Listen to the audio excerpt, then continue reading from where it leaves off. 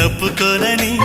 కంటి పాప ఇంటిలోన ఏరి కోరి చేరుకున్న దీపమా